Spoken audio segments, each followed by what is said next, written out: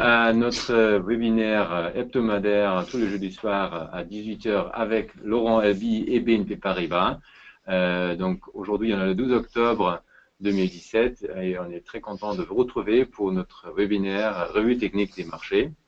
Donc je dis bonjour à toutes et à tous. Bonjour aussi à Laurent qui est avec nous. Bonjour Falco, bonjour à tous et à toutes. Avec lesquels je vais partager. Bonjour Laurent, tout de suite l'écran, juste pour vous rappeler une dernière chose. Vous voyez en bas cette jolie slide sur le webinaire. Vous pouvez vous inscrire ou dire à vos amis de s'inscrire pour être avertis dès qu'on fait une nouvelle webinaire. Et donc, vous pouvez recevoir toutes les emails là-dessus. Donc, on commence, je dirais, Laurent, et je te donne l'écran tout de suite. Une seconde. Laurent, voilà. Donc Laurent, qu'est-ce qu'on va faire cette semaine en fait? Raconte-nous. Bonjour Falco, bonjour à tous. Alors nous sommes jeudi 12 octobre. Bienvenue à ce nouveau webinaire. On a reçu beaucoup de questions Falco cette semaine. On reçoit de plus en plus de questions d'ailleurs. Ça fait toujours plaisir. Alors le sommaire, vous l'avez sous les yeux. On va regarder rapidement comme d'habitude le CAC 40 à court terme. On a reçu une question pour voir un petit peu où en était le DAX à moyen terme. On va regarder ça ensemble. Sur les actions, on a des questions sur le secteur industriel avec BIC, Bureau Veritas et Wendel. On va commencer par ça. On va ensuite aller dans le secteur de la santé avec une question sur Sartorius. Ensuite, on ira voir comment se comporte Technip FMC dans le secteur de l'énergie. Et puis on terminera avec le secteur de la construction et Vinci. Et en principe, on devrait avoir 10 minutes restantes pour que ce soit vous qui fassiez une analyse. Je vous mettrai un chart à l'écran et puis je vous poserai des questions et puis je vous demanderai de faire les analyses un petit peu comme on a l'habitude de les faire ensemble chaque semaine. Vous avez remarqué que la méthode est toujours la même. On regarde d'abord le moyen terme, ensuite on va sur le court terme, on regarde les prix, on regarde certains indicateurs techniques et je vous demanderai donc de faire la même chose sur le titre que je vous présenterai. Voilà le sommaire Falco. Alors, on va y aller tout de suite avec Parfait. le CAC 40. On va commencer avec le CAC. Laurent, juste une chose, quand je regarde les participants, en fait, on se posait tout à l'heure cet après-midi, c'est la question, en fait, depuis quand on fait ce webinaire, on se disait, voilà, ça date depuis le début de l'année. Et ce que j'ai remarqué aujourd'hui encore, et qu'on avait aussi les personnes qui vont poser des questions, voilà, c'est des gens qui nous suivent maintenant depuis longtemps. Donc, ça fait très plaisir de vous retrouver chaque semaine. Donc, vous êtes très fidèles. Donc, merci. C'est vraiment chouette. Donc, continue avec les CAC, Laurent. Alors, le CAC 40 en court terme. Bon, bah écoutez, la semaine a été très très calme. On voit ce manque d'intérêt des opérateurs pour le marché avec ces petites bougies, regardez, qui sont toutes quasiment au même niveau avec des écarts très faibles, des corps qui sont très réduits et puis on a un support à 5343 points qui a été validé en tant que tel. C'était une résistance, c'est-à-dire que dans la baisse qui a commencé au début du mois de mai, on a eu ce petit rebond qui s'est arrêté le 20 juin donc sur ce niveau et le marché a donc élu cette résistance comme zone de polarité et on est en train donc de stagner sur ce niveau. Alors la tendance à long terme sur le CAC 40, elle est haussière. La tendance à moyen terme, c'est-à-dire depuis le mois de mai, elle est plate puisque vous voyez qu'on est toujours sous les sommets du mois de mai. La tendance à court terme, en revanche, celle qui a commencé depuis la fin du mois d'août, elle est haussière. Alors, j'ai mis une moyenne mobile à 10 périodes exponentielles, c'est-à-dire ultra serrée par rapport à l'évolution des prix. Et en fait, cette moyenne mobile, elle a juste le mérite de montrer quand est-ce qu'on est dans une impulsion forte. C'est-à-dire quand les prix sont toujours au-dessus, il n'y a aucune question à se poser, on est dans un mouvement qui est largement dominé par le courant acheteur. Bien, vous le voyez, on est en train de revenir, on était un petit peu éloigné il y a une semaine de cette moyenne mobile, et là on est en train de revenir dessus, et puis on a deux séances, hier et aujourd'hui, avec des mèches basses sur cette moyenne et ce support. Autrement dit, on voit bien que on est peut-être sur une phase, en tout cas sur un niveau qui pourrait éventuellement relancer la hausse. Alors pourquoi c'est un niveau qui est intéressant ? Parce que si on devait l'enfoncer avec une clôture, cela signifierait que on risque d'avoir une correction intermédiaire dans une tendance de court terme démarrée en septembre qui est toujours haussière, une correction donc intermédiaire qui pourrait ramener les prix vers cette zone à entre 5300 et 5250. Tant qu'on reste au-dessus de 5343, on est donc dans une phase corrective plate avec confirmation d'une reprise de tendance au-dessus de 5383, c'est-à-dire, vous le voyez, ce sommet qui a été inscrit le 5 octobre. Si on dépasse 5383, on ira vraisemblablement chercher le sommet du mois de mai à 5442. Voilà, donc voilà ce qu'on peut dire sur le CAC 40. Au niveau du RSI, rien de spécial à signaler. Il est en train de baisser un petit peu, mais il n'y a pas de divergence. Vous savez qu'on peut identifier des cas de dernier sommet quand le prix fait un sommet, mais que le RSI n'en fait pas. Pour le moment, on n'a pas de divergence sur le RSI. On a un ADX qui montre le mouvement la force du mouvement directionnel qui est toujours en hausse. La semaine dernière, je vous disais, rappelez-vous que le DI+, il avait fait un pic et que par conséquent, ce pic me laissait penser qu'on allait peut-être avoir une correction qui allait se mettre en place. C'est ce qui s'est passé. Je vous disais également qu'une correction, c'est soit dans le temps, soit dans le prix. En l'occurrence, celle-ci est dans le temps puisque vous voyez que le prix ne bouge pas. Pour moi, c'est un signe de force, autrement dit, un consensus qui n'a pas évolué négativement et a priori, tant qu'on reste au-dessus de 5343, c'est plutôt une poursuite de la hausse que j'anticipe avec 5442 comme target. Voilà pour le CAC 40, Falco et chers auditeurs.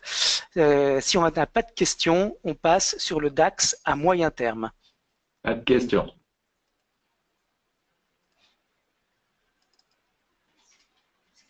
Alors, voilà, je vais vous mettre 10 ans d'historique sur le DAX. Premier élément d'information, on est dans une tendance.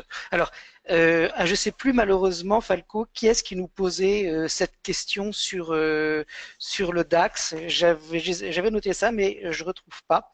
Bon, alors la personne qui nous posait donc cette question sur le DAX à moyen terme. Long terme, on est sur une tendance haussière, c'est évident. Moyen terme, c'est-à-dire depuis le 15 février 2016, c'est-à-dire environ une vingtaine de mois, on est dans une tendance qui est également haussière. Et à court terme, c'est-à-dire depuis le début du mois de septembre, on est dans une tendance qui est aussi haussière. Donc le DAX est un indice qui, sur les 3 horizons de temps, est dans une tendance qui est haussière. Cette tendance haussière, elle a fait un plus haut pas loin des 13 000 points et ce nouveau sommet a été l'occasion de faire un repli.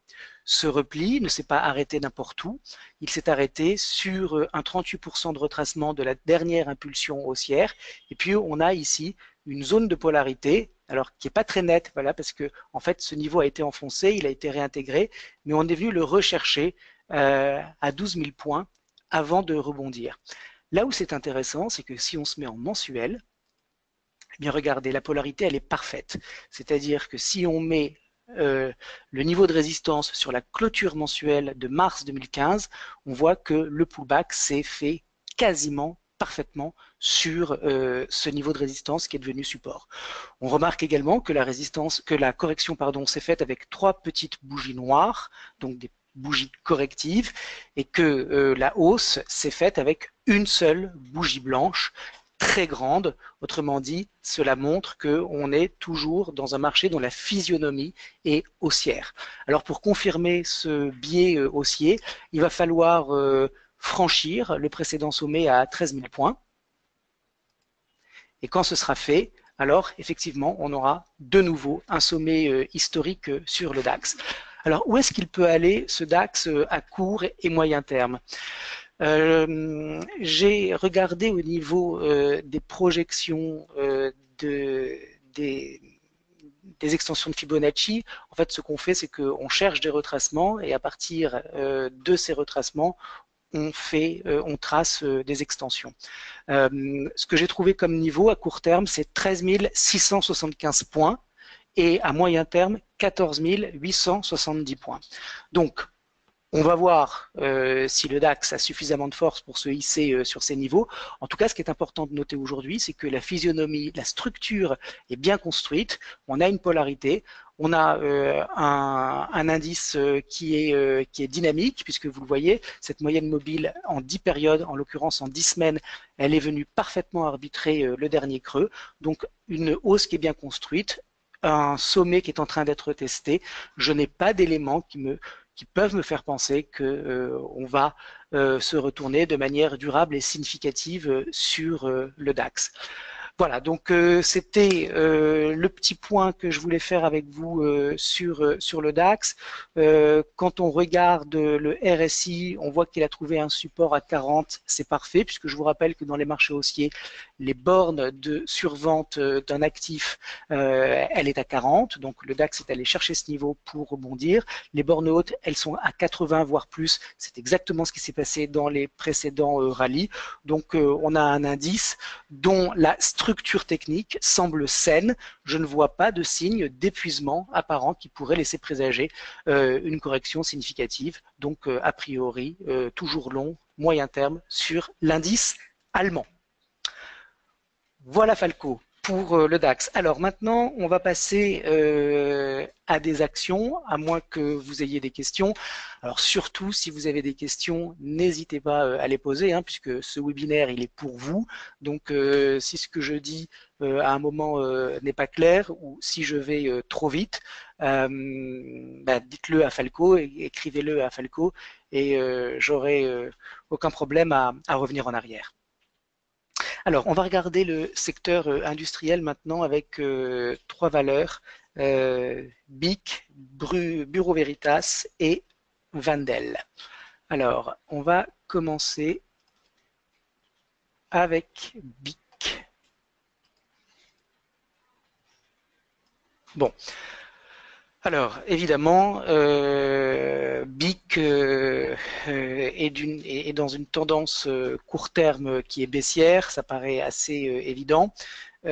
Si on se met sur du 5 ans hebdomadaire, on voit également qu'on est dans une phase de dépréciation significative des cours, puisqu'on avait fait une sorte de double top à 143 € au cours de l'année 2015 et qu'on est maintenant pas loin des 90. Alors, BIC, c'est Pierre qui nous pose la question et il nous dit où est-ce que je peux mettre un achat sur BIC. Alors, première chose, Pierre, BIC fait partie d'un secteur, c'est le secteur industriel. C'est un secteur qui est assez fort. La valeur, elle, est très faible. Donc, a priori, pourquoi vouloir acheter de la faiblesse? Autant chercher des actions qui, au moins, sont en phase, sont en ligne dans leur performance avec le marché. Pourquoi vouloir acheter de la faiblesse? Pourquoi? Alors, je comprends assez bien ce que vous devez avoir derrière la tête, c'est-à-dire que vous êtes contrarien et que vous vous dites BIC s'est fait tellement massacrer qu'il va y avoir un moment où ça va devenir un achat intéressant. Peut-être que le cours boursier ne reflètera plus la valeur de l'entreprise et qu'on pourra avoir un rebond significatif. Alors, c'est un scénario qu'on ne peut pas exclure. J'aimerais juste pointer votre attention, Pierre, sur le fait que la stratégie que vous avez en tête, puisque vous essayez de trouver un point d'achat, c'est une stratégie contrarienne. Alors, être contrarien, ça paye. Il faut l'être de temps en temps. Mais c'est délicat. C'est délicat parce que quand vous êtes contrarien, vous vous mettez en face d'une tendance. Autrement dit, les chances d'avoir raison sont peu importantes. Quand on veut être contrarien, il faut avoir de sérieux éléments techniques qui convergent pour pouvoir effectivement construire un cas et se dire qu'effectivement on a mis en place un creux. Alors, qu'est-ce qui pourrait nous faire croire que BIC a mis un creux en place depuis ces sommets qui ont été faits à peu de choses près à 150 euros? Je vois pas grand-chose, sauf peut-être le fait qu'on ait fait un gap baissier, vous le voyez, sous cette zone à 100 euros, et qu'on a fait derrière une très grande bougie noire. Autrement dit, ce gap baissier, c'est peut-être un gap d'épuisement. Vous savez que les gaps se regroupent, peuvent être classés en différentes familles. Il y a les gaps d'initiation, les breakaway gaps, les gaps de continuation, measuring gap, et puis les gaps d'épuisement, exhaustion gap. Alors, ce gap sur BIC, peut-être que c'est un gap d'épuisement. Pourquoi? Parce que d'abord, on a beaucoup baissé avant. Ensuite, parce qu'on a une bougie noire qui qui pourrait être apparentée à une bougie de capitulation. Autrement dit, il n'y a plus de vendeurs. Quand il n'y a plus de vendeurs, ben, ça veut dire qu'il y a des acheteurs et par conséquent, on peut avoir un rebond. Cela dit, on voit bien que le rebond pour le moment, il est... Attends une seconde Falco, je vais juste terminer, après je te laisse la parole. On voit qu'il y a un tout petit rebond pour le moment sur 90 euros. Est-ce que moi, j'achèterais... Alors, encore une fois, en trading, on fait ce qu'on veut. Si vous pensez, si vous avez peut-être des éléments d'information que je n'ai pas, Pierre, donc peut-être que c'est le moment d'acheter BIC. En tout cas, du point de vue de l'analyse, on n'est pas sur un niveau de support pour le moment. Et moi, je serais assez mal à l'aise pour préconiser un rebond sur BIC pour le moment parce que j'ai pas beaucoup d'éléments qui vont dans ce sens. Alors, quand on prend un peu plus de recul, on voit qu'il y a effectivement une zone de support importante qui date de octobre 2014 où là, je serais plus confortable éventuellement. En tout cas, pour passer à l'achat avec à la clé un rebond technique, ou en tout cas une phase de consolidation, peut-être un double top, un double creux, pardon, qui va se mettre en place. Mais en tout cas, sur les niveaux actuels, il n'y a rien d'intéressant. Alors moi, le niveau que j'ai identifié, où je me sentirais vraiment, où je trouve que c'est techniquement pertinent de réfléchir, d'envisager à un achat, c'est beaucoup plus bas, beaucoup plus bas, puisqu'on est à 100 euros. C'est à 75 euros que moi je trouve qu'il y a un gros niveau qui donne envie. C'est celui-ci, regardez. C'était un creux en octobre 2012, c'était une polarité résistance en mai 2013, c'est redevenu une zone de support fin d'année 2013. Donc là, effectivement, sur cette zone, à 75, c'est un gros niveau de support. Alors évidemment, avant, vers les 85 euros, il y a éventuellement une zone d'achat, puisque c'est le haut de la résistance, qui deviendrait potentiellement support. En tout cas, Pierre, sur les niveaux actuels, ce qu'on peut dire, c'est à court terme et à moyen terme, on est sur une tendance qui est baissière sur BIC. Alors, je vais quand même vous donner des éléments supplémentaires d'information. Cette tendance baissière de court terme, pour qu'elle repasse neutre, c'est-à-dire pour qu'on assiste à un changement, une évolution du consensus plus en faveur de la valeur, il faudrait qu'on comble le gap et qu'on dépasse la précédente résistance à 105, 104, 105. Tant qu'on est au-dessous, on est dans une tendance baissière. Oui, Falco, excuse-moi. Vas-y. Il n'y a pas de souci. Il y a Patrick il y a quatre questions en fait. Donc, il y a Patrick qui dit BIC, rendement 2018, 3,78%. Intéressant. Point intégration. Oui, alors effectivement, c'est intéressant. Bon, c'est pas l'un des plus beaux dividendes qu'on peut trouver sur la côte. Il y en a des plus beaux, mais enfin bon, 3,78%, c'est pas mal du tout. Bon, mais attention, hein, alors effectivement, les dividendes, ça va minimiser les pertes en capital si le titre continue de baisser. Mais avant de regarder les dividendes, moi je regarde le contexte, la structure technique. C'est-à-dire que si je suis sur un marché qui est super baissier, bah, le fait que ça paye des dividendes, c'est sûr que ça reste toujours intéressant, mais c'est pas ça qui va me donner envie d'en posséder. Après, il y a Claudia qui pose la question, la moyenne mobile bleue long terme est combien, s'il vous plaît, et pourquoi? Alors, la moyenne mobile que vous avez à l'écran, c'est une 43 périodes. 43 n'est pas un chiffre magique, c'est totalement arbitraire.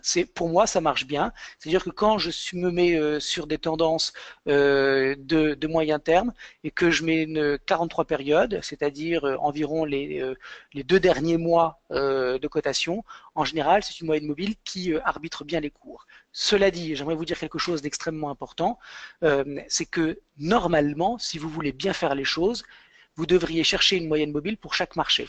C'est-à-dire que chaque marché a sa vitesse, il y en a des rapides, des nerveux, il y en a des lents, et par conséquent, ça n'a pas de sens, si vous y réfléchissez bien, d'avoir les mêmes moyennes mobiles partout. Donc il faut chercher la bonne moyenne mobile pour le marché qui vous intéresse. Comment on fait pour chercher la bonne moyenne mobile? On le fait de manière empirique, c'est-à-dire qu'on se met dans une tendance haussière ou baissière et on regarde quelle est la moyenne qui vient arbitrer dans une tendance baissière les sommets. Vous le voyez là, en l'occurrence sur BIC, la 43 période, elle n'est pas très intéressante parce qu'elle est fréquemment dépassée. Donc, on aurait pu l'allonger. Je suis sûr que si par exemple je mets une 65, ça va aller beaucoup mieux. Et encore, et encore. Il faudrait vraiment qu'elle soit beaucoup plus longue.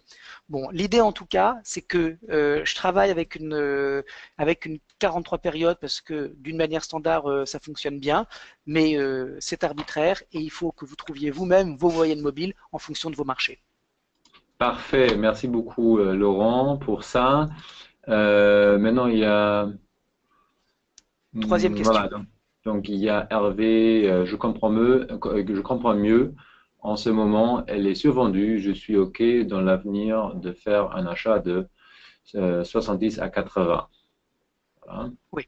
Alors, en fait, ce qu'on peut dire juste pour terminer sur BIC, c'est que quand on a des grosses phases baissières comme celle que vous avez actuellement à l'écran, hein, c'est-à-dire celle-ci, en général, le marché va prendre du temps pour se réorganiser à la hausse. C'est-à-dire que c'est très rare, ça arrive, mais c'est plus sur les matières premières qu'on voit ça. C'est très rare sur les actions qu'on voit ce qu'on appelle des V-bottom, c'est-à-dire des creux en V. C'est-à-dire on touche un niveau puis on rebondit tout de suite. En général, on a un travail qui se fait de stabilisation des cours, cette séquence dans le temps de consolidation latérale ou de tête-épaule inversée ou d'une figure technique quelle qu'elle soit, c'est un travail qui montre que le marché travaille à sa réorganisation et qu'il y a effectivement des investisseurs qui commencent à ramasser du papier, à construire des positions longues, mais ils font ça bien évidemment pas en une seule fois, mais en plusieurs semaines, en plusieurs mois. Leur intérêt, quand ce sont de gros institutionnels, c'est de ne pas se faire remarquer forcément par le marché. Donc, ils vont faire des achats comme ça incrémentaux un petit peu chaque semaine. Et donc, on voit bien que les prix se stabilisent et qu'on a une séquence qu'on appelle une séquence d'accumulation au terme de laquelle, si effectivement les investisseurs changent d'opinion sur la valeur, ils vont repasser à l'achat et cette séquence d'accumulation se terminera avec l'émergence d'une tendance haussière qui sera signalée par une hausse de l'ADX. Donc pour le moment sur BIC, vraiment Pierre, il n'y a rien à dire, c'est baissier. Très bien Laurent, il n'y a plus de questions, on peut continuer à mon avis. Alors, on va continuer avec Bureau Veritas, toujours dans l'industrie. On va mettre un chart de moyen terme pour vous montrer que vous le voyez, cet horizon de temps, c'est-à-dire depuis mars 2013, on est dans une tendance plate. Bureau Veritas ne fait plus rien et ceux qui avaient payé, regardez, le sommet en 2013, eh ben, ils sont à peine en train d'être flat. C'est-à-dire que tous les autres, ils sont soit en légère baisse, soit légère hausse en fonction du moment où ils ont acheté, soit ils sont également flat. En tout cas, voilà, depuis 2013, on est sur un marché qui est plat. Quand on regarde, par contre, attendez, excusez-moi. Voilà. Quand on regarde, par contre, alors, ce que je vous ai montré depuis 2013, c'était, on va dire, voilà, la tendance de long terme, c'est-à-dire 5 ans. En 2017, c'est du long terme. Quand on se met à moyen terme, c'est-à-dire, regardez, on va se mettre sur 2 ans, bon, on voit que depuis novembre 2016, c'est-à-dire depuis un an, on est grosso modo sur un marché qui est très volatile, avec des très fortes accélérations et des retracements qui sont également importants, mais on est grosso modo haussier. Donc à moyen terme, c'est-à-dire depuis un an, et à court terme, c'est-à-dire depuis un mois, on est sur un marché qui est haussier sur Bureau Veritas. Alors, regardez, on a une moyenne mobile à 10 périodes qui arbitre parfaitement les cours. Autrement dit, on est dans un mouvement impulsif haussier. Et puis, on a une moyenne mobile à 43 périodes qui, elle, est en train de se retourner à la hausse. Du point de vue des indicateurs, on a un ADX qui est en zone de surchauffe. Il est en zone, il va approcher une zone de surachat. Donc, je ne serais pas étonné de voir un ralentissement de la vitesse de progression des cours. Ça ne veut pas dire qu'on va se retourner, mais on va peut-être aller moins vite.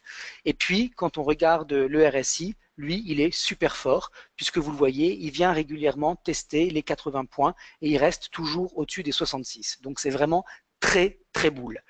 Du point de vue de la structure des prix, on est en train de faire un petit drapeau. Alors vous le savez, hein, les drapeaux, ce sont les figures de continuation haussière qui s'insèrent à l'intérieur donc d'une tendance, et on dit que les drapeaux volent à mi-mât. Ça veut dire quoi? Ça veut dire que on fait la projection du mât, c'est-à-dire de la dernière impulsion haussière qui précède la formation du drapeau, et on projette à la hausse. Donc sur Bureau Veritas, la tendance de moyen terme est haussière, la tendance de court terme est haussière. On est en train de faire potentiellement un petit drapeau sous une résistance, on l'a vu tout à l'heure, hein, qui date de 2013. Si on dépasse cette résistance, on devrait aller sur 23 euros, puis sur 23,54. Bureau Veritas, c'est le secteur industriel, c'est un secteur qui est fort. Alors, où sont, où sont les niveaux d'invalidation? Tant qu'on est sous cette résistance, le niveau d'invalidation de court terme, il est sous le dernier creux. C'est-à-dire qu'il est à 21,12 €. Okay, c'est une polarité ici.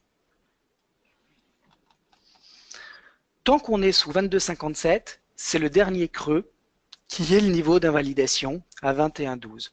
Dès qu'on dépassera 22,57, le niveau d'invalidation de la tendance, il sera sous le creux du flag, du drapeau, c'est-à-dire à 22,15. Okay, en revanche, le niveau d'invalidation à moyen terme, regardez, on va se mettre en 5 ans weekly, le niveau d'invalidation de moyen terme, c'est ce niveau de support à 19. Donc, si vous êtes un investisseur de moyen terme, c'est-à-dire que vous avez Bureau Veritas en fond de portefeuille, eh bien, techniquement, alors ça peut ne pas vous convenir du point de vue du money management, mais en tout cas, techniquement, tant qu'on est au-dessus de 19 € à moyen terme, c'est haussier.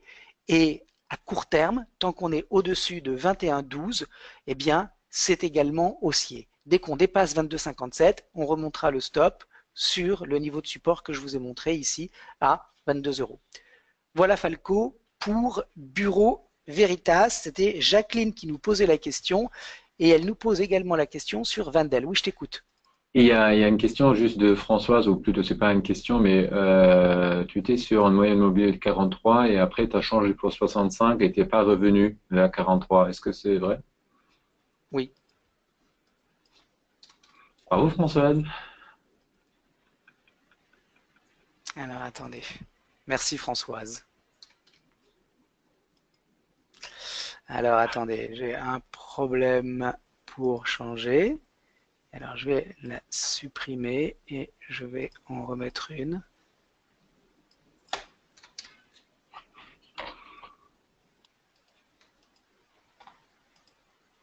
Voilà, on est de nouveau d'équerre, Françoise, merci beaucoup. Alors, on va regarder Wendel. Bon, alors sur Wendel, là aussi, on est sur une tendance qui est à moyen terme haussière. C'est assez facile à voir. À court terme, on est également sur un mouvement ascensionnel, assez lent, mais bon, on voit que ça monte à l'intérieur de cet intervalle. Alors, sur Wendel, on pourrait dire que on est à moyen terme, c'est-à-dire depuis mai, dans un mouvement latéral. Ça se discute. On pourrait dire que on est dans un trading range. Ça serait pas complètement faux. Donc, on peut dire que on est à moyen terme sur du haussier neutre. Et à court terme, là en revanche, on est vraiment sur un mouvement haussier, puisque vous le voyez, la tendance est très claire. Là encore, on a des cours qui sont au-dessus de la moyenne mobile à 10 périodes, une moyenne en plus qui est exponentielle, c'est-à-dire qui favorise, qui surpondère les derniers cours par rapport aux premiers. Donc, c'est boule. Alors, on a nos moyennes mobiles qui sont alignées à la hausse. On a notre RSI qui est fort, puisqu'il est allé chercher les 80 points et qui trouve un support à 60. C'est très très fort. En revanche, c'est vrai, on a un ADX qui, lui, est en baisse. Alors, en fait, il est en baisse et c'est normal. En fait, il est en baisse depuis ce point-là. C'est-à-dire qu'il est en baisse, notre ADX, depuis qu'on est à l'intérieur d'un trading range.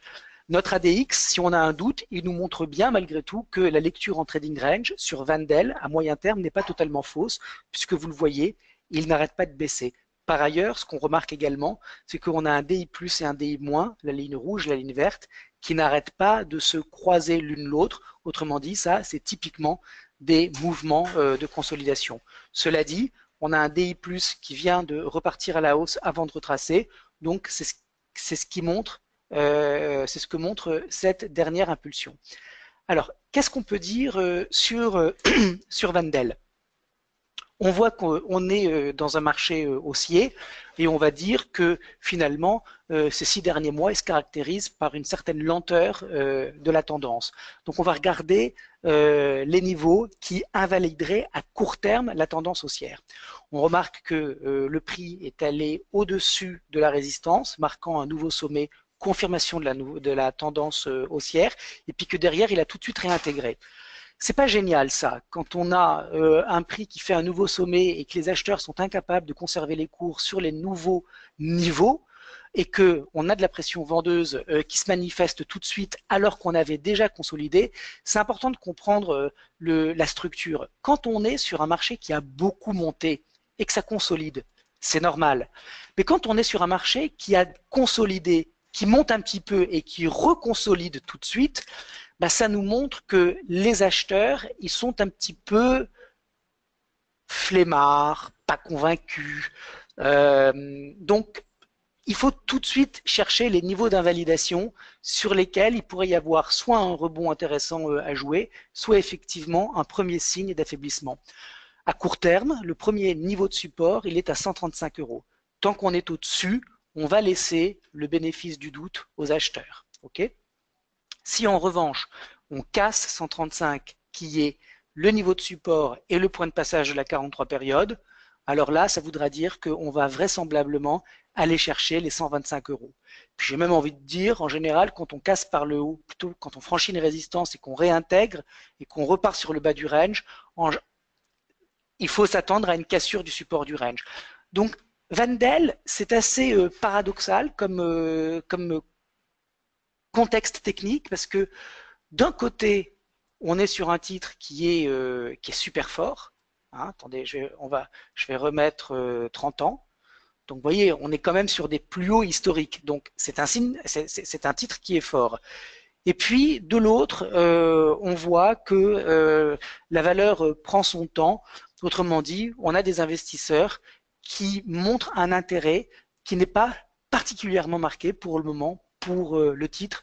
Donc, voilà, peut-être que ça serait pertinent d'aller chercher des valeurs qui ont plus de momentum, c'est-à-dire qui bénéficient d'un intérêt acheteur plus prononcé. Tu voulais poser une question, Falco? Oui, bah, il y a deux questions. D'abord, il y a Claudia qui nous pose la question, pourquoi le choix de moyenne mobile arythmique plutôt que exponentielle, s'il vous plaît? Alors, il y a plusieurs types de moyennes mobiles. Les deux principales sont arithmétiques et exponentielles. Une moyenne mobile de 40 périodes. Vous prenez les 40 dernières clôtures, vous les divisez par, vous les additionnez, vous les divisez par 40, ça vous donne un cours. Vous faites ça tous les jours, ça vous donne une moyenne mobile. Okay. La moyenne mobile exponentielle, comme je le disais tout à l'heure, elle va avoir une construction mathématique un petit peu différente qui, du point de vue fonctionnel, va favoriser les derniers cours. C'est-à-dire que les derniers cours de clôture vont avoir plus de poids dans la construction de la moyenne mobile. Qu'est-ce que ça veut dire? Ça veut dire que la cassure d'une moyenne mobile exponentielle va se faire beaucoup plus rapidement qu'une moyenne mobile arithmétique. Et donc, elle donne des signaux avancés. De la même manière, quand on a, regardez, une moyenne mobile exponentielle qui est donc ultra réactive, qui n'est jamais enfoncée dans un rallye, cela montre que l'impulsion est extrêmement forte et que ce sont les acheteurs qui ont complètement étouffé les vendeurs. Il n'y a que de l'intérêt acheteur sur ce marché. Dès que la moyenne mobile à 10 périodes commence à être chahutée un petit peu, ça veut dire que le rythme de la progression est en train de s'amoindrir. Et ça veut donc dire quoi? Que les opérateurs, les investisseurs sont en train de commencer à prendre leur profit. Dans toute cette période, ils ne pensent qu'à accumuler du Wendel. Ici, ils se disent, ben, j'ai acheté à 105, je suis à 135, j'ai quand même fait 30% de bénéfices en 60 jours, en 2 mois. Je vais peut-être penser à lever le pied et à encaisser plutôt qu'à continuer à payer. Et c'est donc ce qu'on voit avec ces prix qui enfoncent cette moyenne mobile. Donc, une moyenne mobile exponentielle à 10 périodes, c'est juste une façon purement empirique que j'ai trouvée pour séparer les mouvements de très forte impulsion où il y a une tendance qui est forte et par conséquent où il faut penser à pyramider, et les moments où effectivement la tendance est en train de ralentir et où les prix vont commencer à casser la moyenne. Et là, ça montre que ça vaut peut-être mieux de prendre ses bénéfices. Regardez là sur Wendel, on est dans un mouvement très très fort. Même dans cette conso, on reste encore au-dessus de la moyenne. Et puis là, on la casse et puis elle sert de résistance. Donc, elle est intéressante. Là, en l'occurrence, on voit qu'on est encore au-dessus de la moyenne mobile à 10 périodes. Donc le mouvement de court terme, il est fort. Si on reste au-dessus, eh ben, tout va bien. On repart tout de suite et on fait un nouveau sommet. Si en revanche, on devait casser cette moyenne mobile, et on l'a fait hier en intraday, mais on a clôturé au-dessus. Et puis aujourd'hui, il y a eu encore une bataille, on a encore clôturé au-dessus. Regardez, on est vraiment pile dessus. Elle fonctionne très bien. Ben, ça veut dire qu'il y a vraiment une guerre qui a lieu entre les acheteurs et les vendeurs et que si les acheteurs lâchent prise, alors on ira vraisemblablement assez rapidement vers les 135 € où il pourrait y avoir un rebond. Voilà, il faut qu'on avance, Falco.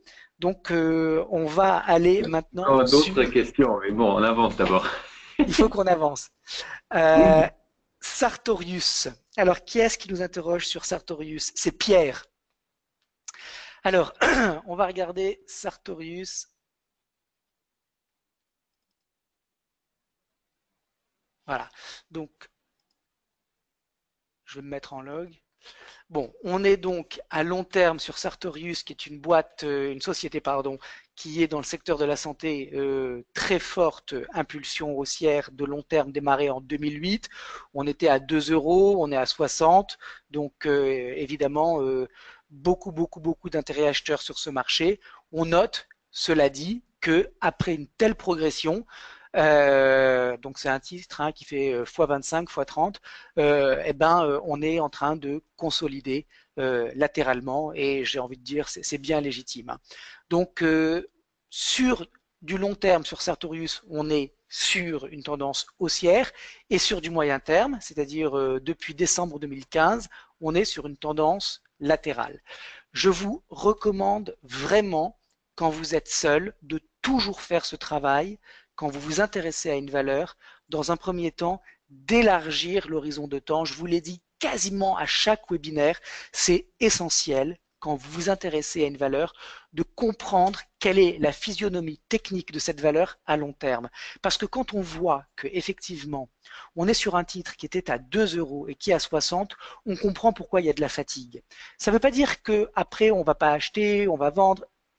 On essaye simplement avant de penser à ce qu'on va faire, de regarder de manière objective la structure du marché et on comprend, après une telle progression, pourquoi ça stagne. Alors maintenant, on va se mettre donc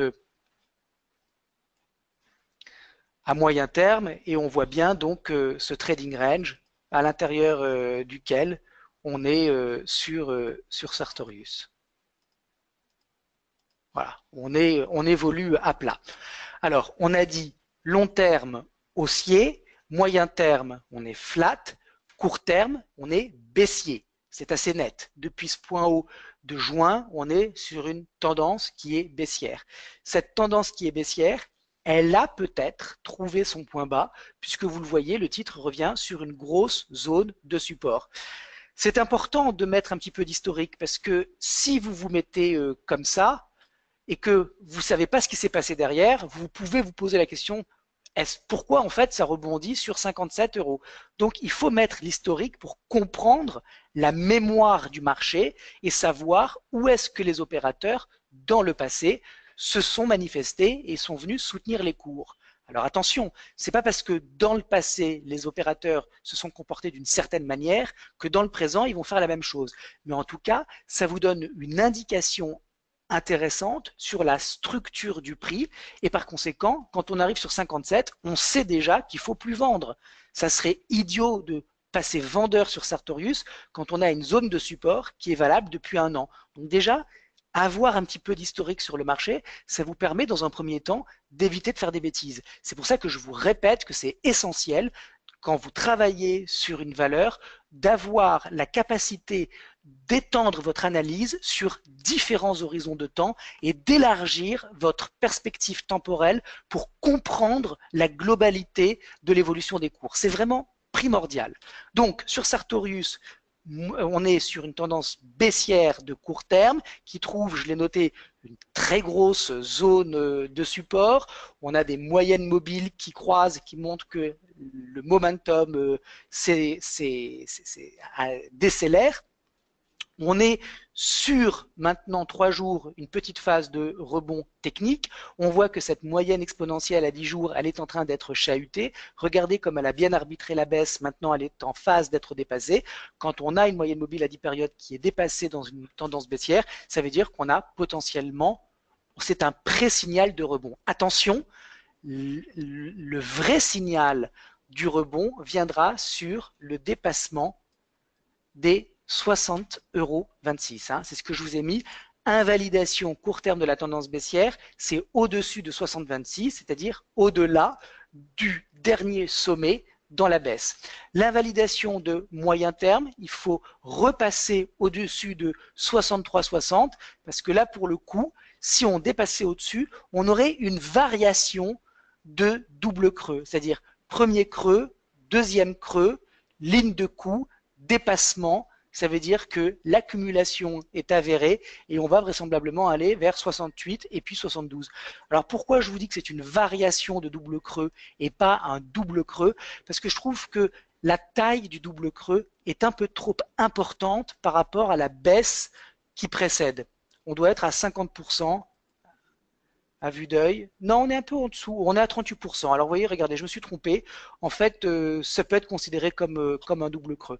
Un double creux, en général, il ne faut pas qu'il dépasse 38% de retracement de la baisse précédente. De la même manière, un double sommet ne doit pas retracer plus de 38% de la hausse précédente. Donc, on est bien dans les proportions.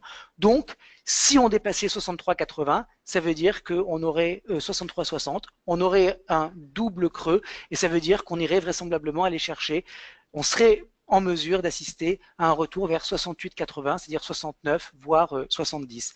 Donc sur Sartorius, pour le moment, rien de tout ça n'a eu lieu. On n'a pas dépassé le dernier sommet à 60,26, donc on a potentiellement un rebond qui se met en place.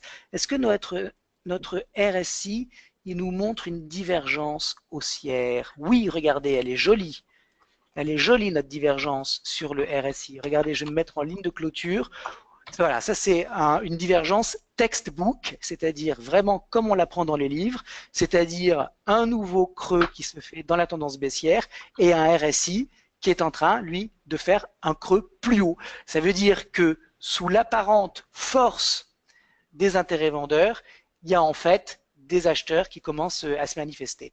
La validation de ce double creux, la validation de ce creux à 58 et d'un rebond technique à venir serait sur le dépassement des 60 euros. Voilà, Falco, on a terminé avec Sartorius. Je t'écoute. Il y a maintenant Paul qui se pose plusieurs questions en fait. Elle devrait peut-être être un peu plus courte, cette EMA. 10 périodes et peut-être un peu long. Ceci est une question de base, Falco. Donc pourquoi pas EMA 8? Je ne peux pas vous répondre, vous faites ce que vous voulez. En fait, vous allez voir que dans la façon d'analyser les marchés, ça se fait de manière empirique. Et je serais bien loin de pouvoir vous affirmer d'une manière dogmatique qu'il faut mettre une 10 exponentielle et pas une 8. Si la 8 correspond à votre type d'analyse et correspond à votre psychologie de trader ou d'investisseur et que ça marche bien pour vous, surtout gardez la 8. Et de la même manière, si quelqu'un me dit mais moi c'est la 13 que j'aime bien, alors il faut garder la 13. On est tous différents et on est vraiment dans le domaine de la pratique. Donc il faut trouver ces réglages. Vous avez vu, moi, mon RSI, il est en 11 périodes. Je ne l'ai pas conservé en 14 périodes parce que je trouve pour moi, il fonctionne mieux en 11 périodes parce qu'il donne les mêmes signaux, mais il les donne de manière avancée et les divergences sont beaucoup plus jolies, mais ce sont les mêmes qu'en 14 périodes. Donc en fait, j'ai un RSI qui est un petit peu plus réactif que 14, mais qui est sensiblement le même. Donc vraiment, l'analyse technique, je vous encourage à travailler, à passer du temps, à chercher, réfléchir et faire vos propres réglages qui vont bien avec vos types d'intervention et vos lectures. Donc, je ne peux pas vous dire que effectivement la 10 est mieux que la 8. Chacun trouve ses propres réglages. Falco, Parfait, question merci, suivante. merci. Paul dit merci, merci, merci. Donc voilà, parfait. Donc on passe à Technip. Alors, oui, effectivement, bravo, on passe sur Technip et c'est Pascal qui nous pose la question, est-ce que c'est le moment de payer le rebond? Alors, là encore, vous commencez à me connaître, j'ai rien contre les contrariens. Les trades contrariens, c'est parfois ceux où on gagne le plus d'argent, mais statistiquement, c'est ceux qui nous en font perdre le plus. Donc, il faut de sérieux éléments pour être contrarien et se mettre en face d'une foule et d'un consensus. Sur Technip, je suis dans une tendance qui est baissière et c'est d'autant plus dommageable, je trouve, que le secteur de l'énergie n'est pas faible en ce moment. Et pourtant, Technip est faible.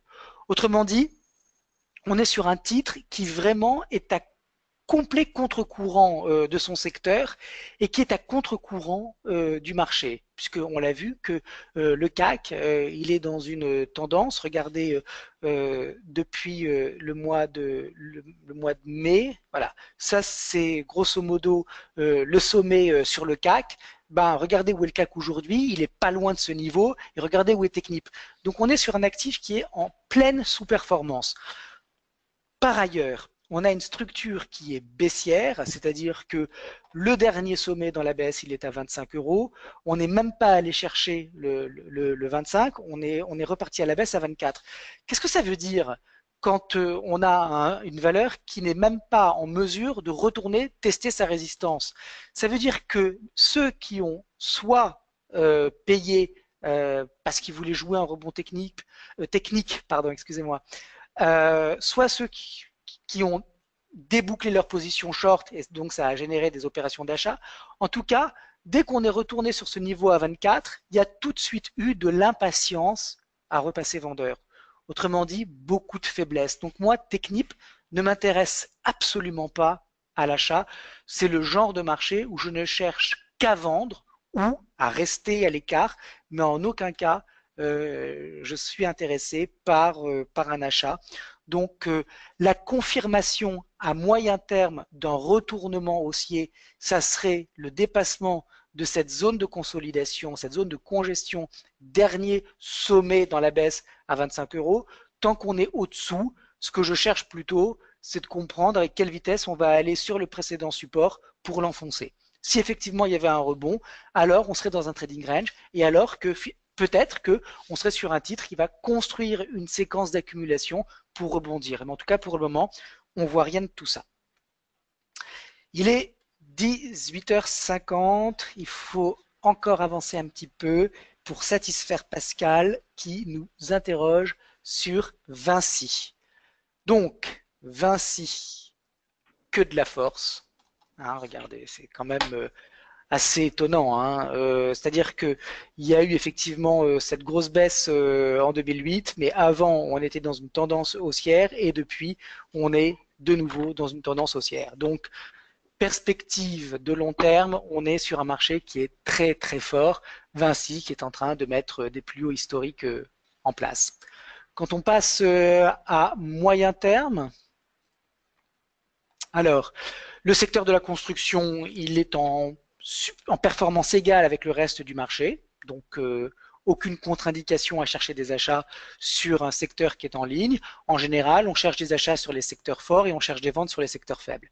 En l'occurrence, là, on est en ligne, donc puisqu'on est par ailleurs, on l'a vu tout à l'heure avec le CAC à court terme et le DAX à moyen terme qui sont tous les deux haussiers, on est sur des marchés qui sont toujours en tendance haussière, donc c'est a priori, l'exercice, c'est plutôt de chercher des valeurs qui sont fortes dans des tendances haussières. Alors, à moyen terme, on est quand même sur Vinci depuis le mois de mai sur une tendance plate. On a dépassé la résistance et puis derrière, on n'a pas accéléré. On a refait à l'identique une petite phase de consolidation construite à peu de choses près de la même manière sur un horizon de temps beaucoup plus mince. Donc, on est à moyen terme sur une tendance haussière parce qu'on est quand même dans une dynamique haussière, on le voit à l'écran, mais neutre, parce qu'on voit bien qu'il n'y a plus de vitesse. Le RSI, logiquement, regardez notre RSI, il est passé sous 60, bon, il a fait un rebond sur 49, c'est pas mal. C'est un RSI de marché haussier, mais qui nous montre que pour le moment, il n'y a pas beaucoup d'accélération à anticiper. Et puis surtout, quand on regarde l'ADX, on voit qu'on a un ADX, regardez, qui est en pleine phase de décélération. Et puis on a même un DI- qui est passé au-dessus du DI+. Ça veut dire qu'on est en conso à très court terme sur Vinci. Quand on regarde le prix, ça se voit assez facilement. C'est vrai qu'on a dépassé et on est maintenant dans une phase de dérive latérale. Alors à court terme, il faut tout de suite chercher le niveau qui invalide cette tendance latérale. C'est sous 79,50. Tant qu'on est au-dessus, ça veut dire qu'on devrait privilégier la tendance. Le niveau qui vient confirmer la tendance haussière, c'est le dépassement du précédent sommet au-dessus de 81,29 €.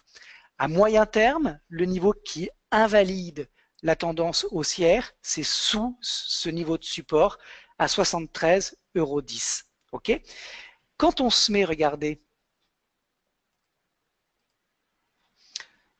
en hebdomadaire, on comprend assez bien pourquoi le niveau qui vient invalider à moyen terme cette tendance, c'est 73, hein, puisque vous le voyez, c'est le dernier creux avant l'inscription du dernier sommet.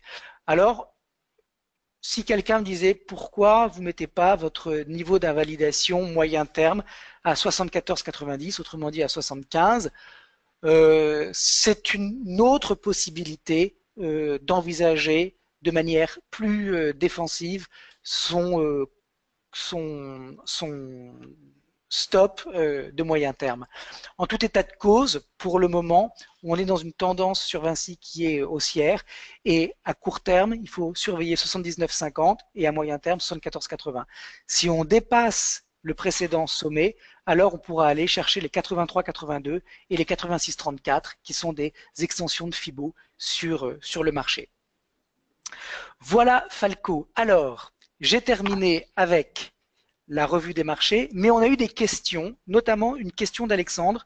J'aimerais y répondre parce qu'il pose quand même une question, Falco, extrêmement intéressante et j'aimerais lui répondre. Alors, Alexandre, écoutez-moi, il nous dit comment déterminer les niveaux de support et de résistance Parfois, ces niveaux passent par l'extrémité des corps des bougies, parfois ils passent par les mèches. Que faut-il choisir? Quelle est la bonne solution?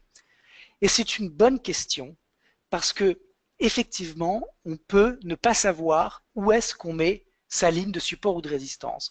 Alors, je vais vous donner deux informations concrètes pour régler définitivement ce problème.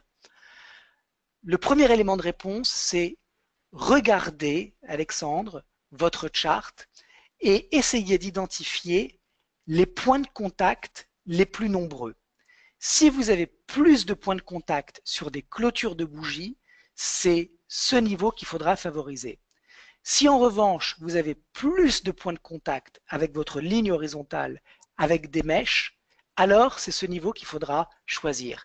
Donc, mettez votre niveau là où le marché est allé le plus souvent. Si vous avez une clôture de bougies à un niveau et trois mèches qui s'arrêtent à un niveau différent mais identique, le bon sens, c'est évidemment de favoriser le niveau qui a été favorisé par les trois mèches. Si en revanche, vous avez un niveau qui a été testé par deux corps de bougies et un autre niveau qui a été testé par deux mèches et que ce sont des niveaux différents, personnellement, je favoriserai toujours les niveaux qui sont ceux des corps des bougies. Et parmi les niveaux qui sont testés par les corps des bougies, je donne un point supplémentaire, je surpondère également les cours de clôture des bougies. Autrement dit, dans les bougies haussières, c'est le sommet du corps de la bougie, et dans les bougies baissières, c'est le creux, enfin c'est le point bas du corps de la bougie. Deuxième élément de réponse. Pourquoi essayer de tracer une ligne sur un marché? Regardez, je trace ici par exemple, regardez, je vais zoomer un petit peu. Je trace une ligne de support à 74,80.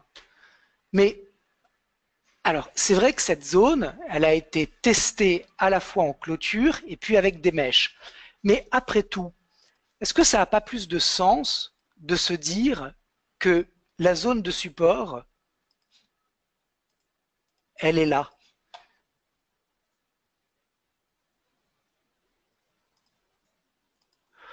Si vous avez des points de contact avec des mèches et des points de contact avec des corps de bougie, plutôt que de tracer une ligne, qu'est-ce qui vous empêche d'identifier une zone?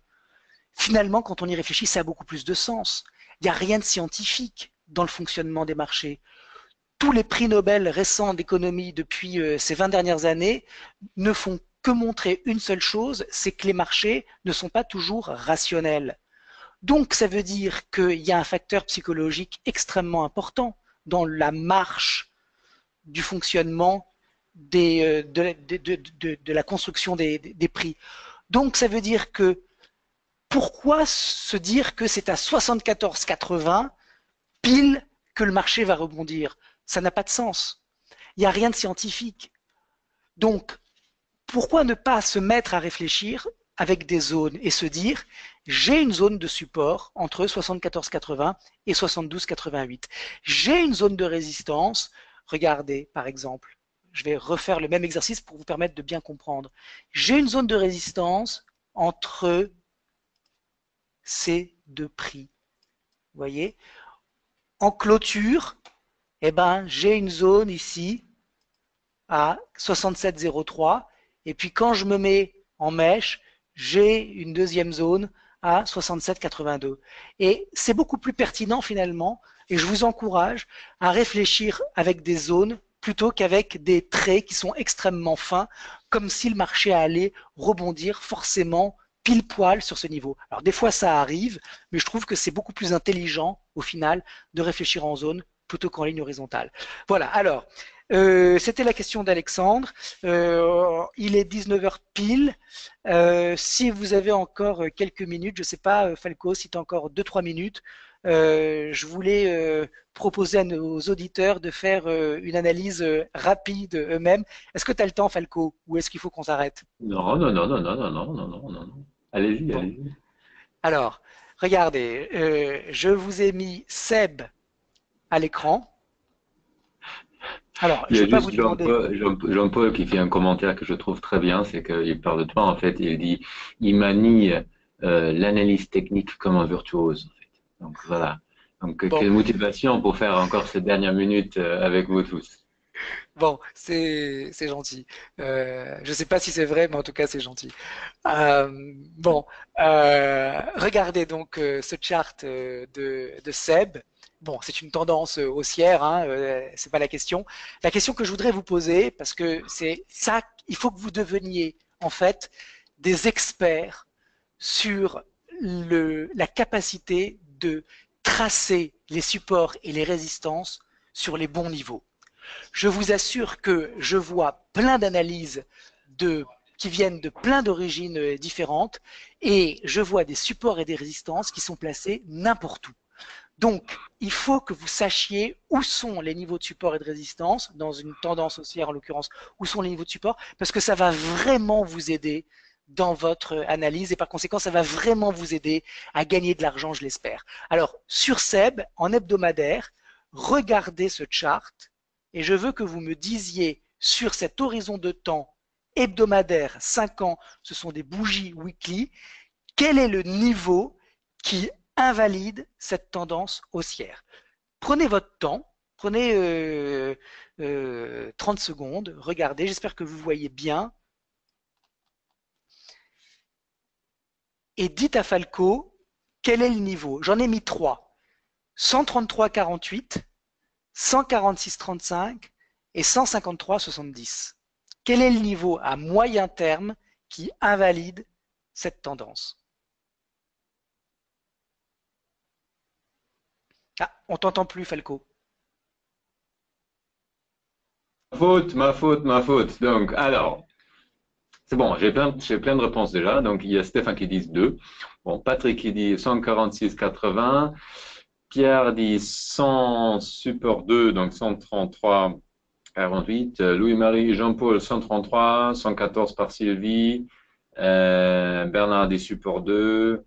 Françoise et Jamal 146,35. Daniel 147 double top. Jean dit 3. Willy dit 114. Jean-Paul 2. Gérard, 114,79 et Elisabeth dit 2. Wow. Alors, la bonne réponse est C'est 146,35. Wouhou! Pourquoi? Bravo, Françoise. Pourquoi? Alors, le fait qu'il y en a parmi vous qui se sont trompés, ça m'encourage, moi, à refaire le même exercice la semaine prochaine et toutes les semaines jusqu'à ce que plus personne ne se trompe. Donc, c'est très bien que vous vous soyez trompé, ça veut dire qu'il faut approfondir cette question. Pourtant, c'est vraiment la base et ceux qui ont fait des erreurs, surtout ne vous inquiétez pas parce que je vois des erreurs partout tout le temps. Donc, il faut vraiment approfondir cette question. Pourquoi c'est 146,35? Il y a, regardez, un nouveau sommet qui vient d'être inscrit sur SEB. Ok? Ce dernier sommet, quand on a un sommet, qu'est-ce qu'on cherche tout de suite? On cherche le creux qui précède le sommet. Quel que soit l'horizon de temps sur lequel vous êtes, quand vous êtes dans une tendance haussière qui vient d'être confirmée avec un nouveau sommet, vous cherchez le creux qui précède le sommet. En l'occurrence, ce sommet ici, le creux qui précède le sommet, c'est celui-ci.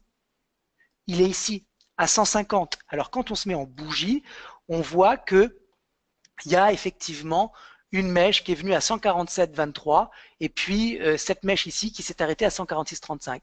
Ça veut dire que tant qu'on est au-dessus en ligne de clôture de 150 et en mèche au-dessus de 146,35, donc ça vient parfaitement illustrer mon propos précédent.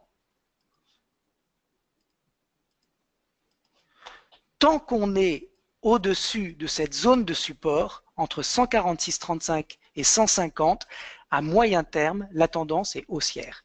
Si les prix venaient casser 150, ou plutôt 150, 146,35, alors effectivement, on serait sur un marché qui repart à la baisse et qui repasserait neutre. Okay, donc, la règle essentielle, je la répète, notez-la, dans une tendance haussière, dès qu'un nouveau sommet a été inscrit, on cherche le creux qui précède ce dernier sommet et ça sera le niveau d'invalidation de l'horizon de temps que vous êtes en train d'examiner. Donc, on va passer maintenant sur du court terme. Voilà court terme. Quel est le niveau à court terme qui invalide la tendance haussière? Donc, on a quoi comme choix en fait? On a sup, moi je vois sup 1. Alors, c'est toujours les mêmes niveaux, hein. 153,70. Ouais. Alors, je vais bouger un peu. Voilà, on va se mettre à 153 ou 149 ou Ouais. 146,35. Ok. Donc, il y a une majorité là de 153,7 là. Exactement, c'est 153. Ok. Wow. On regarde le dernier sommet et on regarde le dernier creux. Alors ça, c'est pas un creux. Ça, c'est pas un creux. Je veux une correction. Je veux un repli. Ok, puisque la définition d'une tendance, c'est une succession d'impulsions et de corrections. Les corrections sont évidemment plus petites que les impulsions. C'est pour ça qu'une tendance est en l'occurrence haussière. Donc on cherche la dernière impulsion et la dernière correction. La dernière correction, c'est celle-ci. Donc à court terme, c'est 153 qui vient invalider ce mouvement. Alors vous me direz, mais c'est super loin. On est à 164. Eh bien oui, parfois le marché part comme ça, de manière extrêmement puissante, et le stop, il est loin. Ça veut dire quoi? Ça veut dire que du point de vue du trading, et ce sera le mot de la fin, et c'est capital de comprendre ça, ça veut dire que du point de vue du trading, le prix peut aller se balader n'importe où entre 164 et 153 sans que ça invalide la tendance haussière de court terme. Ça veut dire quoi? Ça veut dire que votre risque, il est super loin. Ça veut dire que c'est pas intéressant de rentrer sur SEB maintenant parce que vous êtes beaucoup trop loin du stop. Voilà pourquoi c'est excessivement important de bien placer vos stops et vos niveaux d'invalidation parce que ça va vous permettre de comprendre et de déduire si vous pouvez ou pas rentrer en position. Si vous êtes beaucoup trop loin de votre niveau d'invalidation, ne rentrez pas en position. Vous allez perdre de l'argent et vous allez être psychologiquement vulnérable parce que si ça part dans l'autre sens, même si comme on l'a vu ensemble, ça change strictement rien techniquement, parce que vous allez perdre de l'argent, vous allez sortir et en fait, vous allez sortir alors que le marché, lui, n'a absolument pas invalidé son mouvement. Donc c'est, encore une fois, très important de savoir placer ces niveaux d'invalidation parce que vos stops doivent toujours être sous vos niveaux d'invalidation. Ne me mettez jamais un stop au-dessus d'un niveau d'invalidation. C'est le moyen garanti de perdre de l'argent et de faire une mauvaise analyse. Le niveau d'invalidation, il est à 153, ça veut dire que vous devez mettre votre stop loss sous 153. Est-ce que c'est pertinent de rentrer en position quand on est à 164 et de mettre un stop loss à 153? Non. Si vous voulez, vous pouvez le faire. Mais en tout cas, vous savez de manière objective et factuelle quel risque vous prenez. Voilà, chers auditeurs, cher Falco, j'ai terminé. C'est parfait. Donc, tout le monde dit merci. Et voilà, merci beaucoup pour toutes ces analyses bien traitées. Donc, tout le monde dit bonne soirée. Donc, il nous reste aussi à dire bonne soirée à tout le monde et à la semaine prochaine avec Laurent, Abi et BNP Paribas et plein d'analyses. Et vous, comme d'habitude, on est heureux de vous retrouver la semaine prochaine. Au revoir, Laurent. Merci Falco, bonne soirée, puis bonne soirée à tous, bon week-end et rendez-vous jeudi prochain. Et n'oubliez pas de nous poser vos questions. Exactement. Allez, à bientôt. Ciao. Au revoir.